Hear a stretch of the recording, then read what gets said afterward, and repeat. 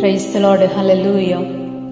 ఈ రోజుల్లో ప్రస్తుత పరిస్థితుల్లో ఇంట్లో నుంచి బయటికి వెళ్ళినటువంటి వ్యక్తి మరలా తిరిగి ఇల్లు చేరేంత వరకు నమ్మకం లేని రోజుల్లో మనమున్నాం. పోనీ ఇంట్లోనే ఉండి ప్రాణాన్ని కాపాడుకుందామా అంటే అపాయం, ప్రమాదాలు ఎటు నుంచి మన జీవితాల్లోనికి వస్తాయో తెలియని పరిస్థితుల్లో మనమున్నాం. మనం ఇంట్లో ఉన్నా, బయటున్నా, ఎక్కడికి వెళ్ళినా, ఏది చేసినా ప్రాణాన్ని కాపాడుకోగలిగిన శక్తి మనకి క్షేమాన్ని అనుగ్రహించుకునేటటువంటి శక్తి మనకెవ్వరికీ కూడా లేదు. అలాంటి సమయంలో ఎవరు మనకి క్షేమాన్ని ఇస్తారు అంటే దేవుడు అంటున్నాడు, నేను మీకు క్షేమం కలుగజేస్తాను అని. మన దేవుడు క్షేమమిచ్చే దేవుడు. ఆయన మన రాకపోకల్లో తోడుగా ఉండి మనల్ని కాపాడుతాడు.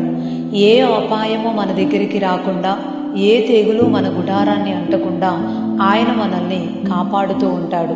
ప్రతి సమయంలో మనతోనే ఉండి, మన వెన్నంటి ఉండి ఎలాంటి కీడు మన జీవితాల్ని ఇబ్బంది పెట్టకుండా దేవుడు మనల్ని కాపాడుతూ ఉంటాడు.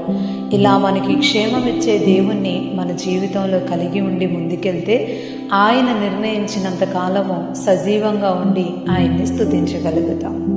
ఆమేన్.